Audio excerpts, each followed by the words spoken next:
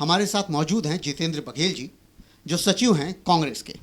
उनसे खास बातचीत करते हैं कि इस समय कांग्रेस में जो रद्दोबदल की स्थिति आ रही है कि काफ़ी लोग छोड़ के भी जा रहे हैं और कई ऐसे लोगों को मायूसी हाथ लग रही है। बड़े नाम आप जानते हैं उसमें, ज्योतिरादित्य सिंधिया से शुरू करें अगर हम, तो पूरी सीरीज़ है जितिन प्रसाद से लेकर के, या आप पंजाब में जानते हैं कि कैप्टन अमरिंदर सिंह के साथ क्या होता है।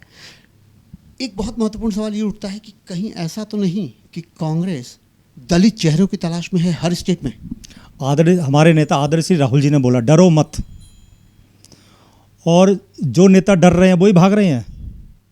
जो युवा पीढ़ी है, जो नीचे से संगठन से काम करके आई है, वो सभी बैठे हुए हैं।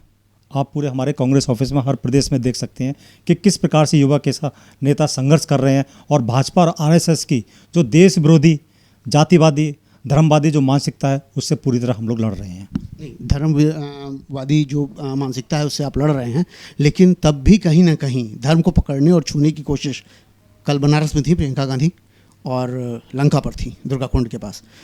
तो क्या लग रहा है कि कांग्रेस दो तरह की चीज़ें लेके चल रही है। पहला तो ये कि दलित चेहरों की तलाश कर रही है हर स्टेट में।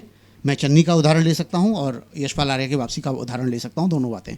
और इसके अलावा और भी बहुत सारी चीज़ें जिसमें ये बात उभर कर आ रही है कि कहीं ऐसा तो नहीं कि भाजपा की उस लकीर पर, वापसी की राह पर तलाशने की कोशिश कर रही है कांग्रेस अपने आप को। देखो, ऐसा नहीं है। कांग्रेस पार्टी एक ऐसी पार्टी है जिसमें सभी जाति, सभी बिरादरी, सभी धर्मों का सम्मान होता है। चाहे वो दलित हो, चाहे वो पिछड़ा हो, चाहे वो अगड़ा हो, और चाहे वो मुस्लिम हो, क्रिश्चियन हो, सभी धर्मों और सभी जातियों की पार्टी है। और हमारे यहाँ जो पॉलिसी चलती है वो इंक्लूसिव पॉलिसी चलती है, जिसमें सभी वर्गों को, सभी जातियों को सामंजस्य रहता है। तो ऐसा कुछ नहीं, जो परफॉर्मेंस अच्छी करेगा हमारे नेता आदरणीय श्री राहुल गांधी जी उसको आगे बढ़ाते हैं। बघेल जी, एक सवाल और। युवा चेहरे के रूप में अभी शामिल हुए हैं कन्हैया कुमार। चेहरे से, मोहरे से, यहाँ तक कि बातचीत से और अपने विचार से भी मार्क्सिस्ट हैं। कांग्रेस कितना पचा पाएगी? देखिए, बात मैंने कहा ना, यहाँ पर सभी नेता, कांग्रेस पार्टी एक विचारधारा है, और जो इस विचारधारा को एक्सेप्ट करता है, स्वीकार करता है, वो इस विचारधारा में शामिल होता है। और ये निरंतर हमारी प्रगति चलती है। हमारी पार्टी कोई एक दो दिन की पार्टी नहीं है, कोई क्षेत्रीय पार्टी नहीं है जिसमें एक व्यक्ति विशेष को, एक वर्ग विशेष को, एक जाति विशेष को महत्वपूर्ण भूमिका दी जाती है। यहाँ पर जो भी साथी आता है उसका पार्टी में पूरा सम्मान है और उसकी विचारधारा लेके जाता है। और हम तो कहते हैं कि जो भी आए, कांग्रेस पार्टी की विचारधारा आगे बढ़नी चाहिए, जिससे कि ये देश विरोधी ताकत है। सबसे पहला काम है हमारे देश विरोधी ताकतों को परास्त करना है। लोग ये जानना चाहते हैं कि कांग्रेस किस तरीके से क्या काम कर रही है कि जो अपने आप को रिवाइव कर रही है, क्योंकि बहुत सारे लोगों की निगाह इस बात पर है कि कांग्रेस छोड़ने वालों की संख्या बहुत ज़्यादा रही है। अगर पिछले 5 सालों की बात कर लें तो कम से कम 170 बड़े नेता, नाम गिनाने की बात करें तो पूरी फहरिस्त है। ऐसा क्यों और कैसे हुआ और इसको कैसे सुधारा जाएगा? मैं ज़्यादा बड़ी बात नहीं करूँगा इस बात पर, लेकिन मैं इतना ज़रूर कहूँगा कि जो भी नेता पार्टी छोड़ के गए हैं उनको आखिर बढ़ाया किसने? कोई नहीं उनको जानता था। अगर कांग्रेस पार्टी उनको अच्छा पद नहीं देती, मंत्री पद में शामिल नहीं करती, तो कौन जानता है? किसको जानता है? इस देश की आबादी 135 करोड़ है और पता नहीं कितने लोग आते, कितने चले जाते हैं। वो एक कांग्रेस पार्टी की विचारधारा थी, कांग्रेस पार्टी की लाइन थी कि कांग्रेस पार्टी ने ऐसे व्यक्ति को आगे बढ़ाया, और इसकी वजह से वो फेमस हैं। जो आज चर्चा परिचर्चा में चल रहे हैं वो केवल कांग्रेस पार्टी की विचारधारा थी। कांग्रेस पार्टी की वजह से आज वो चर्चा परिचर्चा में। आपसे संभावनाएं जानना चाहेंगे। गुजरात का पिछले बार का election neck to neck fight पर चल रहा था और 10-12 सीटों से फिर पिछड़ गए।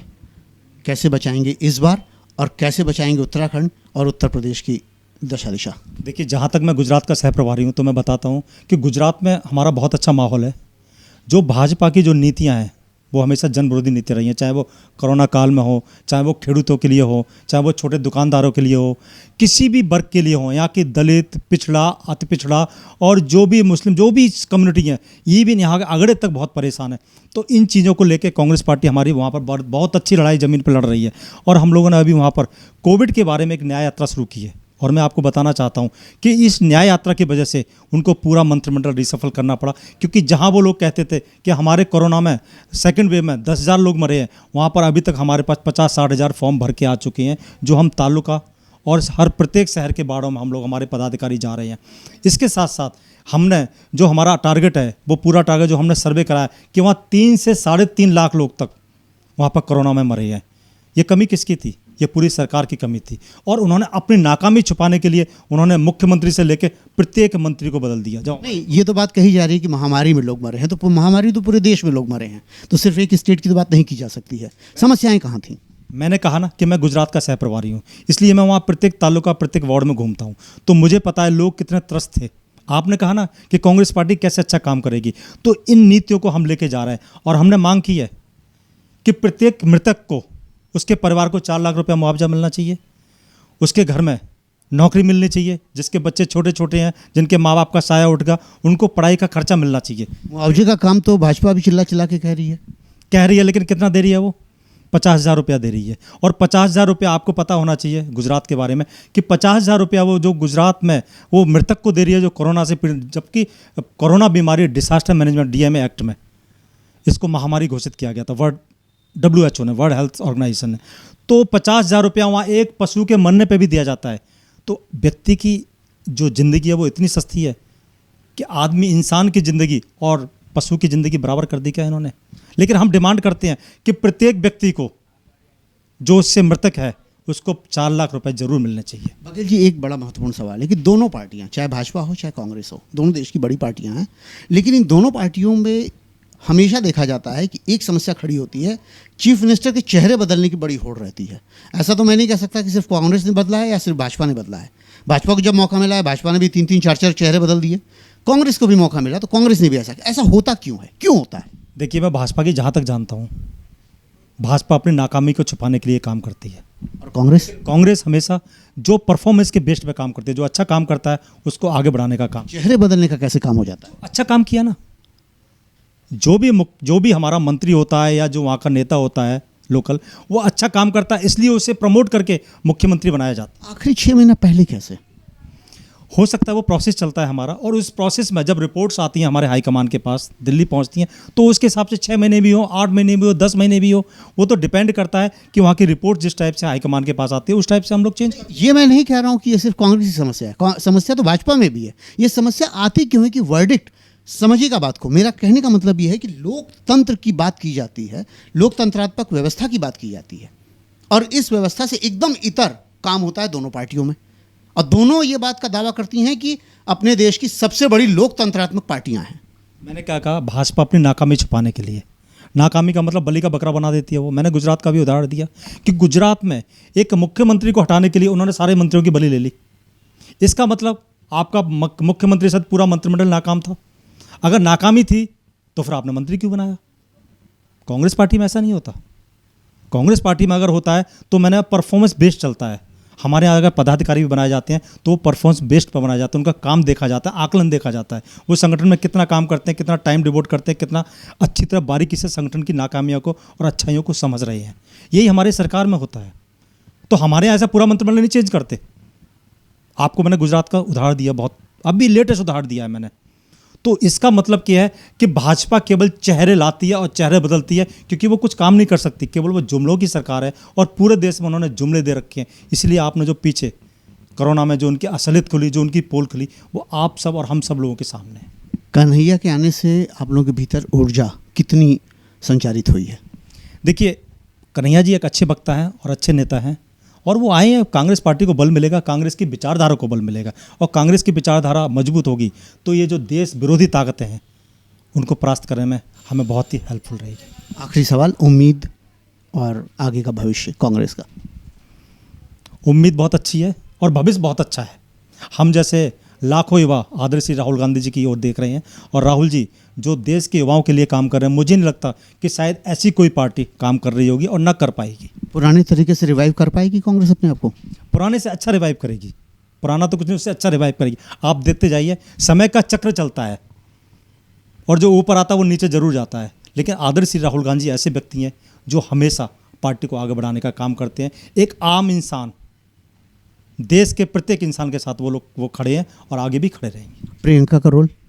उनका रोल बहुत अच्छा है। अभी उत्तर प्रदेश में आप देखिए, चाहे कितने कांड हो, चाहे वो सोनभद्र का कांड हो, चाहे वो हाथरस का हो, उन्नाव का हो, चाहे वो अभी हाल फिलहाल में लखीमपुर खीरी के किसानों का कांड हो। देखिए, लखीमपुर की बात आते ही एक बड़ा सवाल तुरंत उभरता है कि कश्मीर क्यों नहीं गए लोग? कश्मीर में हमारी जो प्रभारी इंचार्ज है रजनी पाटिल जी, जो वहाँ की महासचिव हैं कांग्रेस पार्टी की तरफ से, और सारा पॉलिटिकल अफेयर्स देखती हैं। प्रभारी तो आपके उत्तर प्रदेश में भी रहे होंगे। अरे तो प्रियंका जी भी राष्ट्र प्रभारी हैं वहाँ की, आपको पता ना चाहिए पत्रकार साहब, प्रियंका जी भी प्रभारी हैं वहाँ की, जनरल सेक्रेटरी इंचार्ज प्रभारी हैं, रजनी पाटिल जी भी प्रभारी हैं। तो दोनों जगह तो गए ना, हमारे पार्टी के वरिष्ठ नेता ही गए, कोई अलग से कोई ऊपर से नहीं आया। चेहरा बड़ा है, समझ रहे हैं अंतर आप। बात चेहरे की नहीं होती, और इस चेहरे की बात होती है, पब्लिक ऐसे ही देखती है। बात पार्टी के संगठन की होती है। पब्लिक देखती है, लेकिन पार्टी तो अपना पॉलिटिकल अफेयर्स के हिसाब से देखती है ना, संगठन के हिसाब से देखती है ना। तो वहाँ भी जनरल सेक्रेटरी इंचार्ज गए, वहाँ इसका मतलब आगे, इसका मतलब आगे नहीं, इसका मतलब आगे कश्मीर नहीं जाएंगी प्रियंका। नहीं, ऐसा कुछ नहीं है। जिसका जो जहाँ पर बरकस है, निर्णयात्मक भूमिका होती है प्रियंका गांधी और राहुल गांधी की, निर्णयात्मक भूमिका। मैंने आपको बोला ना यार, जैसे मैं गुजरात का सह प्रभारी हूँ, तो मुझे गुजरात के पॉलिटिकल मैटर्स में जो बात होती है मैं हाईकमान को बताता हूँ। ऐसे वहाँ रजनी पाटिल जी हैं, ऐसी आदरणीय श्रीमती प्रियंका जी यूपी की हैं, तो उनका अलग अलग वर्ग डिफाइन है यहाँ पर। बात ऐसा नहीं है कि एकदम हायर लीडर पहुँच जाए, नीचे से जो रिपोर्ट आएगी उसके बाद ऊपर हाईकमान लेगा कि कैसे करना है क्या। यहाँ प्रोटोकॉल है पूरा, यहाँ भाजपा नहीं है कि वहाँ 2 ही नेता होंगे केवल। सवाल फिर घूम जाएगा, सवाल फिर घूम जाएगा। नहीं, मैंने घुमाया नहीं, नहीं हम 2 हमारे 2, वैसा नहीं है। यहाँ पर पूरा प्रोटोकॉल सिस्टम से संगठन के हिसाब से काम चलता है, और उसी में हमारी पार्टी को, आदरणीय श्री राहुल गांधी जी को विश्वास है। चलिए, बहुत बहुत शुभकामनाएं आगे भविष्य के लिए। आप थे बघेल साहब, जिन्होंने बड़ी बेबाकी से अपनी बातें रखी और ये बात स्पष्ट की कि जो भी जिस भी तरीके का संशय है लोगों के दिमाग में, उसको दूर कर लें कि कौन लखीमपुर गया और कौन नहीं गया, कौन कश्मीर गया कौन नहीं गया। ये कांग्रेस के लिए बड़ी चुनौती है, बड़ी चुनौती का समय है, क्योंकि उत्तराखंड और गुजरात दोनों तरफ चुनाव सामने है। उत्तर प्रदेश का तो बड़ा सवाल है। मैं हूं हरकेश कुमार सिंह, देखते रहिए बाकी खबरों के लिए राजपथ टीवी, सबसे पहले भारत।